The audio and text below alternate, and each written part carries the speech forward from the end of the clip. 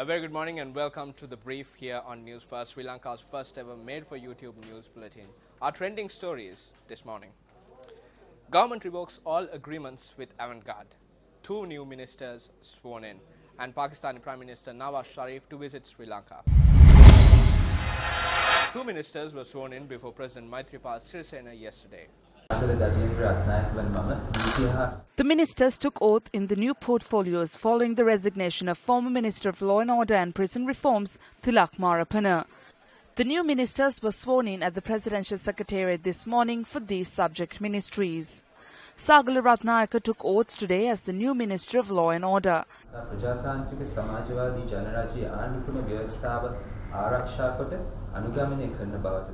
He is the Prime Minister's Chief of Staff and also holds the portfolio of Minister of Southern Development.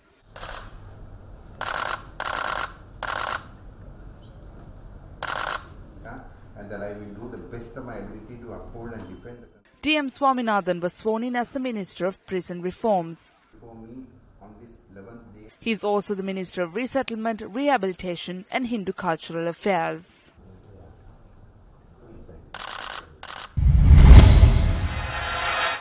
Cabinet Media spokesperson Minister Dr. Rajitha Senaratne revealed yesterday that all agreements with Avantgarde have been revoked and the tasks that were entrusted to Avantgarde have been transferred to the Sri Lanka Navy.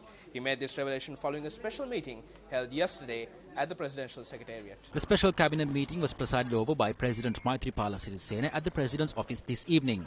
All parties involved in this incident were summoned for the meeting based on the decision that was taken on the special cabinet meeting that was presided over by the President on the 9th. The President convened a clear meeting today. The commander of the Sri Lanka Navy pointed out the repercussions of this arms agreement and also the illegal nature of it. The President made a decision to revoke all agreements with Avantgarde and to hand those tasks over to the Sri Lanka Navy. The commander of the Sri Lanka Navy agreed to it. He said that the Navy was capable of doing this. Therefore, the agreements with Avantgarde will be terminated with immediate effect. The Sri Lanka Navy will take over and continue with this with its own affiliations in the Navy.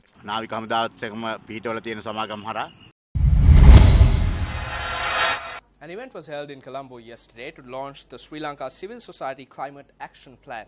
The event was held under the patronage of German Ambassador to Sri Lanka, Dr. Jürgen Mohard. There are many things are happening, not in other places around the world where you see pictures of haze and smoke and polluted air or polluted rivers. No, it's also here in Sri Lanka. We haven't seen the disaster yet, but we had a lot of roads closed in the recent weeks. So whenever nature strikes, it's more fierce than ever before. Many of the problems we are facing, you know best. Today, pollution, climate change doesn't stop at national borders anymore. What's happening here has effects in other countries, not only in the neighboring. It's a global problem. The Civil Society Climate Action Plan was launched by the Embassy of the Federal Republic of Germany in Colombo together with the Center for Environmental Justice.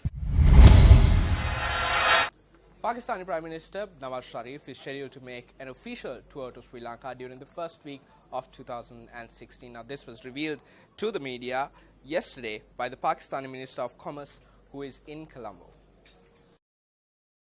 Both leaders, the President of Sri Lanka and Prime Minister Nawaz Sharif, were of the view that this excellent friendship and positive relationship should move into the 21st century and become a deep economic partnership. I'm delighted to note that the Prime Minister Nawaz Sharif will begin 2016 by a visit to Sri Lanka in the very first week of 2016. So a lot of hard work has to be done in the few weeks remaining in order to ensure that the visit is substantive and it truly takes this relationship forward and transforms it in the 21st century, not only into an economic partnership, but a renewed contact between our people in terms of culture and sports also. After this dark period of turmoil and bloodshed, Pakistan is reconnecting to the world. It's very clear that Pakistan and Sri Lanka are poised in our own regions to open doors for each other. That's a wrap of the brief for today. For the News First team, I'm Ramesh Bandara, reminding you to stay briefed.